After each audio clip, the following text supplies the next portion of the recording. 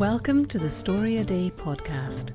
This is Julie Duffy from StoryADay.org, encouraging you to be a writer every day, not someday.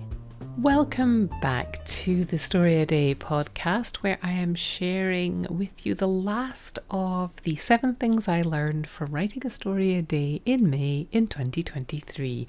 Last time, episode 289, which you can find at storyaday.org/episode 289, cunningly titled so that it's easy for you to find. I talked about the first 5 things that I learned during the challenge. Thing 1 was that we can write about anything. Thing 2 was all about how structure is freeing. Thing 3 was it doesn't have to be daily. Thing 4 was that it doesn't have to feel hard. Thing 5 was that sometimes it actually is hard. Today I'm bringing you lessons 6 and 7, and I wanted to break these out into a separate episode because I wanted to talk a little bit more deeply about each of these. I hope you enjoy it. Stay tuned until the end, where I'll tell you about some other ways that you can continue your writing journey after your Story a Day May experience.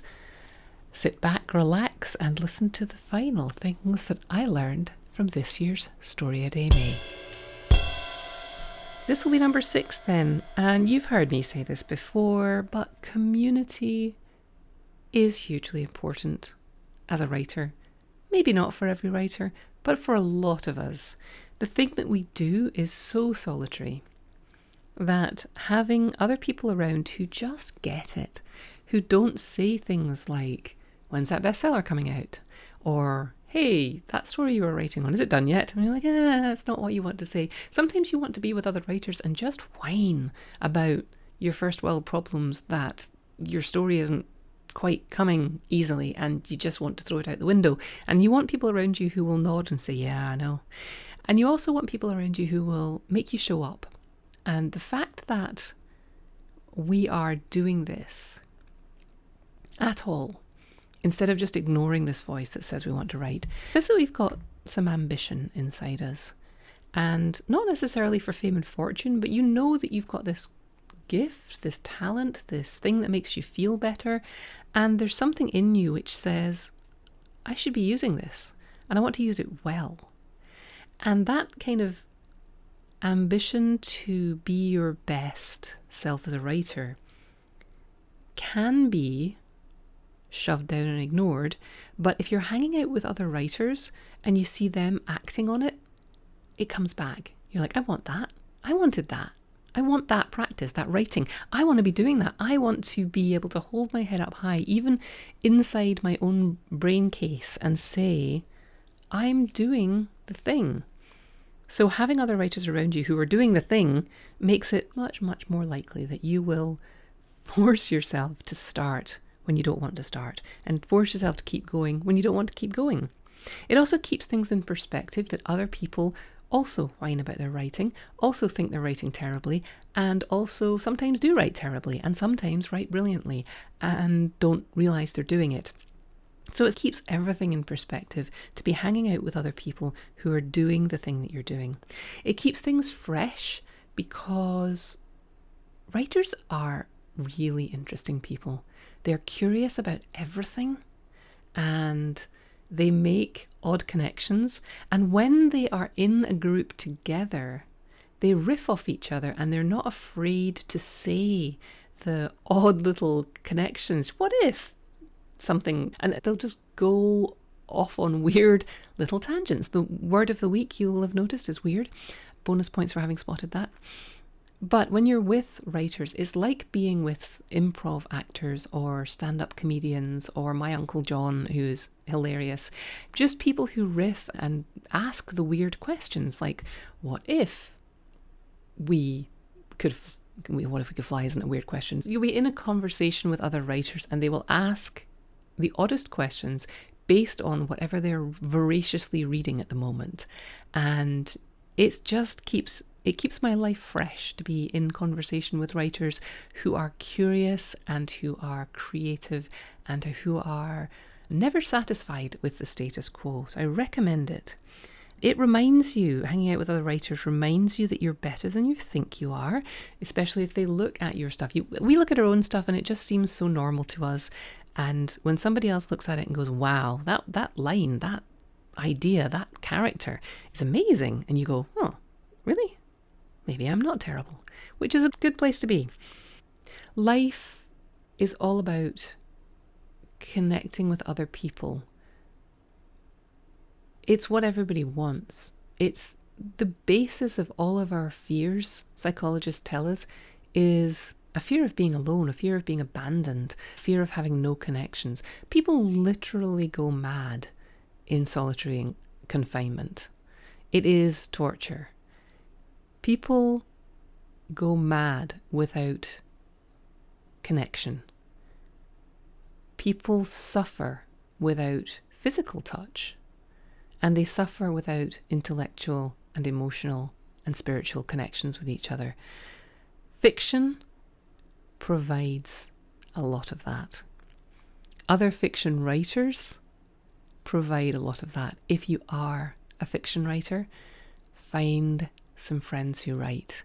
Connection is all about, is what everyone is looking for. It's what people are looking for when they read fiction. It's why fiction readers are consistently shown to be more empathetic than people who don't read fiction in studies. You are creating work that promotes connection and relations among humans. And the world needs you to do whatever it takes to make that happen, to put more of that out there. And even if you're writing for yourself, the act of writing creates an interest in other humans in you, and it makes you more able to relate to other people and connect to other people.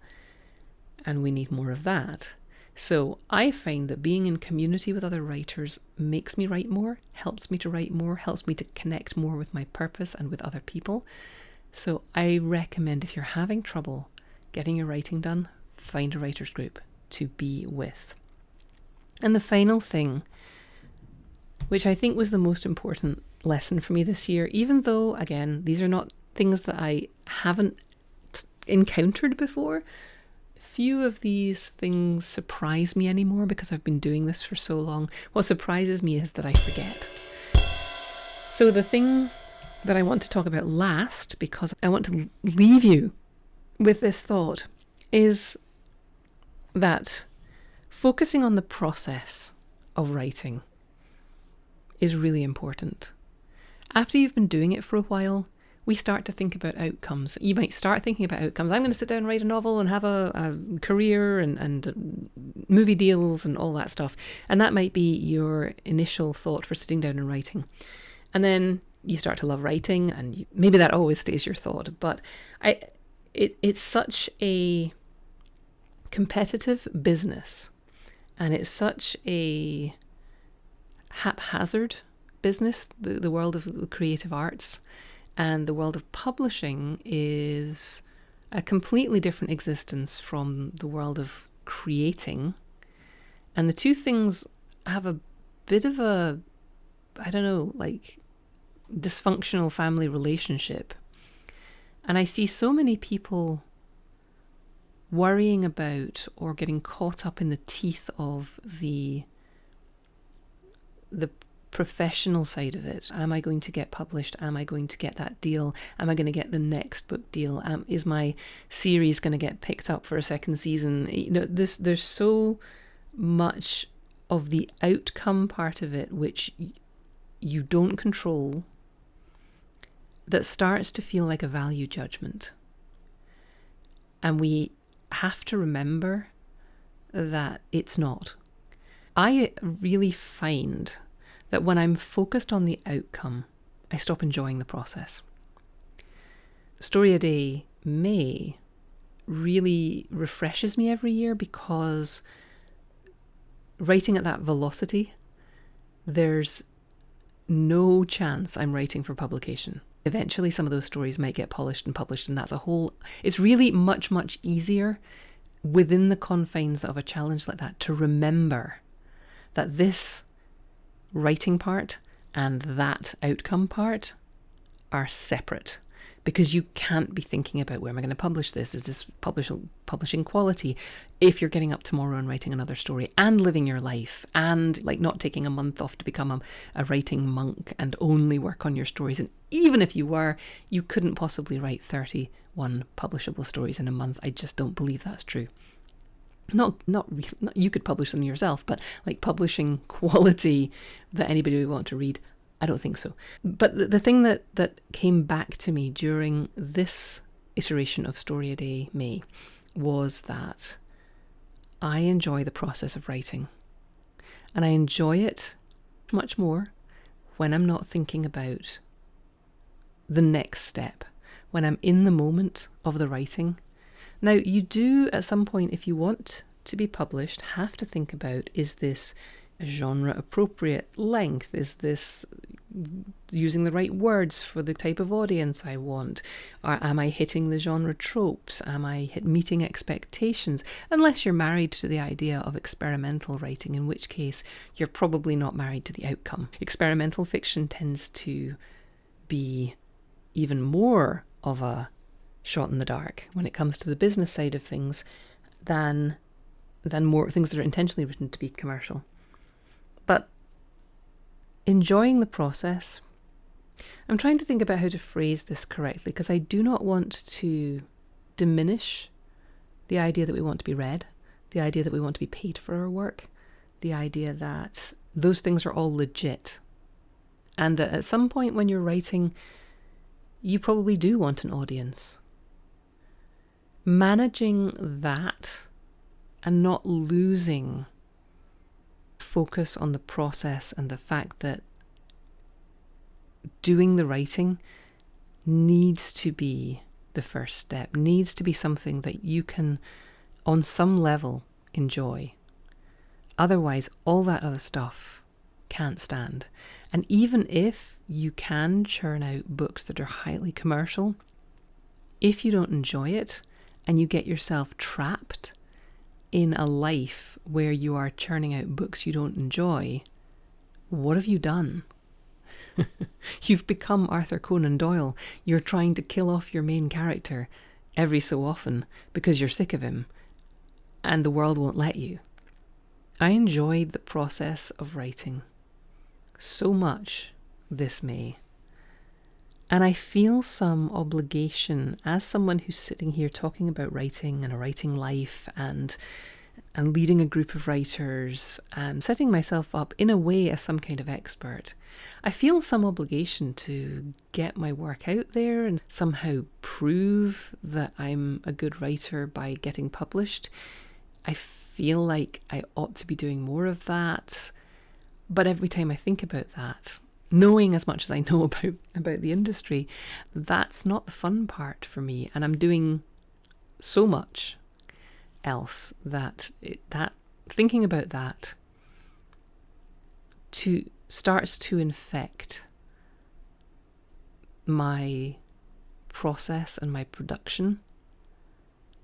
So balancing those two things is important. I see so many writers who get to this stage where they really are ready to be submitting. Their stories really are good and they should be getting published in a fair world. And then it is quite a lot of work to put your stories out there. There's a lot of research to do. There's a lot of admin. There's a lot of figuring out what format people want things in and figuring out whether they want a cover letter and which bio should you use and all of these things that are such a different skill set from actually writing the thing in the first place. So you've got to switch hats. And I see so many writers who get into that stage and who were, like me, good little students at school, who learned at school that if you work hard and put in the hours and do all the assignments, you get an A. And that's not how it works in publishing. You can write the best story in the world and send it out to 45 different markets and it just might not hit the right one. And you don't get rewarded for hard work necessarily. You can dash something off in 5 minutes and submit it and it gets accepted first time. And there's no logic to it.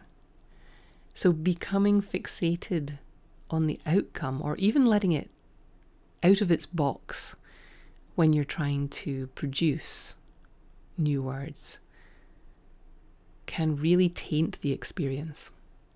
That's the one I want to leave you with today. The process of writing is the foundation of everything. It's the be all and end all. Nothing else happens without the creative act. And if you can focus on enjoying that part of it, figuring out the bits you do enjoy, figuring out how to get more of those, figuring out how to short circuit the moments when you are struggling with the creation of the words. And don't let thoughts of what am I going to do with this story, and is anybody ever going to love this story, and where am I going to get this story published, and is it going to make me any money? All of these things will undercut your creative efforts. Not to say they're not important. You can hear me trying to tread this line carefully, but without a process that you enjoy, the rest of it is nonsense. It's like trying to market a product that will fall apart when people touch it. If you haven't got a good product, it doesn't matter how good your marketing is. It's not going to become a product that sells. It's not going to become a product that sells, not for very long anyway. Anyway, that's my point. I think I've thrashed it to death now. And anyway, that's my point. I think I have twisted it and tortured it enough that you get my idea. But those are my 7 takeaways from StoryADay this year. I hope it was useful to you. I would love to hear what you've learned.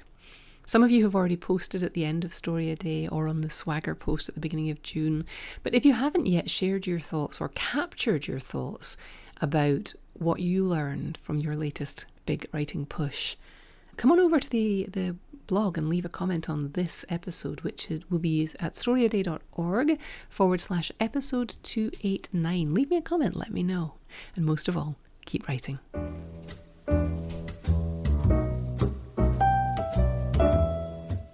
If you want to learn to write, don't read another book or article.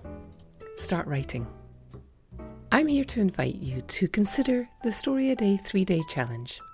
It's a challenge and a workshop that gets people writing and completing stories in just 3 days. And it works.